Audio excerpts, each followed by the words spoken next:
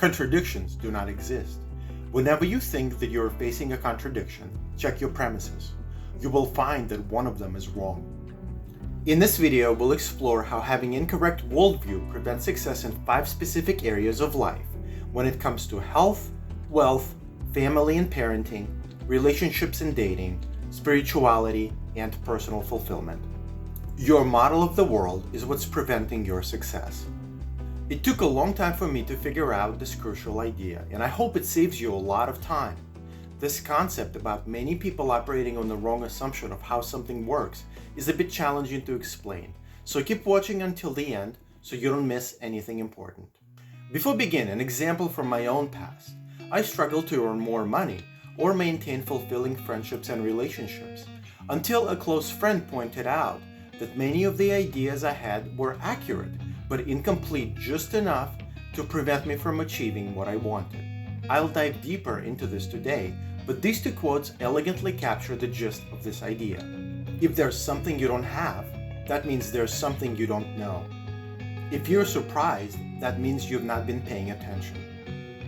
If you're anything like me, you're probably wondering how some people struggle with creating a fulfilling life, not necessarily trying to be world-class, just moderately accomplished and fulfilled, while others, who seem no smarter or more talented, somehow have an almost magical ability to capitalize on their circumstances, and more often than not, achieve what they've set out to do.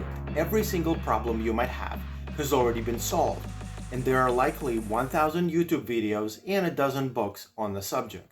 And many personal growth schools advocate first defining your values, really narrowing down to the top few from a list of dozens, implying that once you establish a short list of your primary drivers, you'll be well on your way to building out a fulfilling life. I vehemently disagree, because we all know people whose life is rosy on paper, and yet they're still rather unhappy and dissatisfied. If your intention is to act out a predefined role model for behavior, defining values can certainly help you do that. But if you want to find fulfillment and manifest tangible results, that is unlikely to be the path that will get you there. Defining values has its benefits. It will help you focus, understand yourself better, but it doesn't actually help you achieve your goals, because establishing values by themselves doesn't mean your actions are going to be effective, and it's intrinsically self-centric. If all you use as a metric for your progress is how well you meet your own definitions of those values, the most likely outcome is you'll behave in a way that is necessary for your success, but not entirely sufficient. If you think that's ridiculous, I challenge you to actually look at your own life, the areas that you're dissatisfied with or where you're lacking success that you want, and ask yourself, how might I be wrong?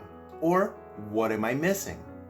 Without pondering these questions, we're in danger of falling for misguided ritual without comprehension. A perfect illustration of this were cargo cults.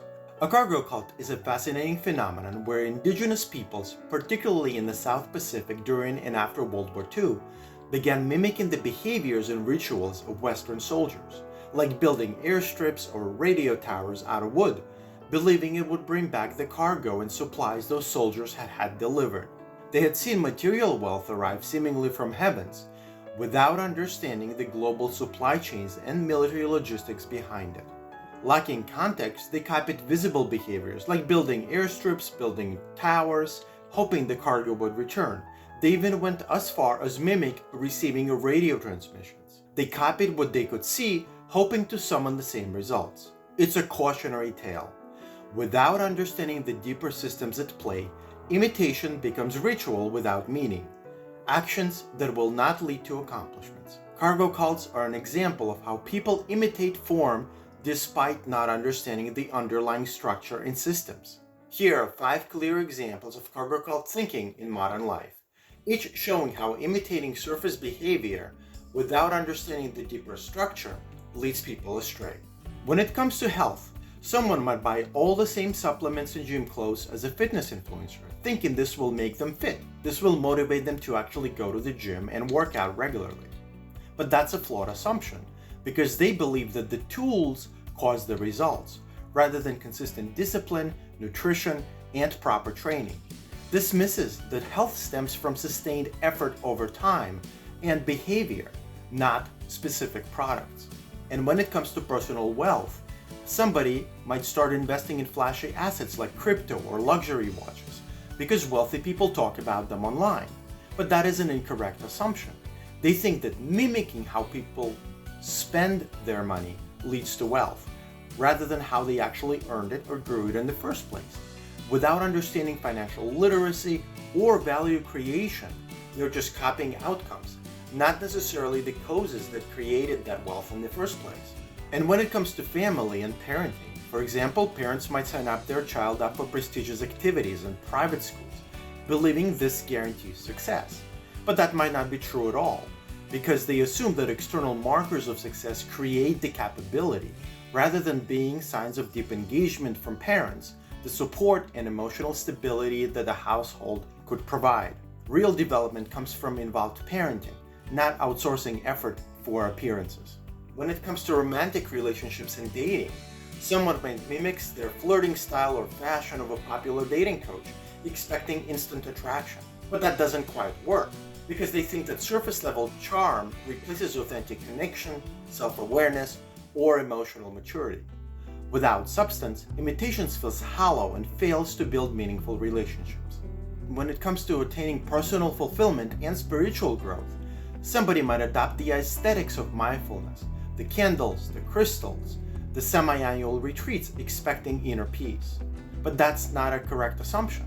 They believe that it's the ritual that equals the transformation, without doing all the deeper work of introspection, self-honesty, and core identity level change. Fulfillment arises from confronting discomfort, not decorating around it. These all reflect the same error, confusing visible signals of success for the systems and effort that produce it. If you want to change your life, you're not already where you want to be.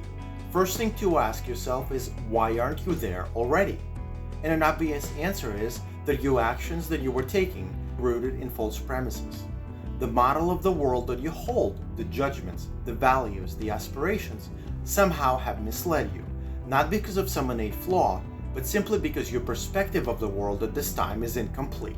In summary, instead of defining your values or reading more self-improvement books, instead of defining your values based on who you are or who you think you should be, diving headfirst into the next self-improvement hack, a more effective approach is to take 5 or 10 minutes and think about what assumptions you've made and if any of them can be easily disproven or contradicted. Because at the end of the day, if you're not getting the outcomes that you want, it's only because of the way you've been going about getting them is either entirely counterproductive, or what is most likely, it is necessary but not sufficient. If you start off with incorrect understanding of the problem and the context around it, it doesn't matter what aspiration values you bring forth in your effort. So when you don't get the outcomes that you want, I challenge you to not just look at your actions and if they align with your values. Go back all the way to the drawing board and double check that the assumptions that you've put at the foundation of your strategy are in fact accurate. It's not who you think you are that holds you back. It's who you think you are not. Thank you for watching, and if you found this interesting, give it a like or check out this cringe-worthy video next.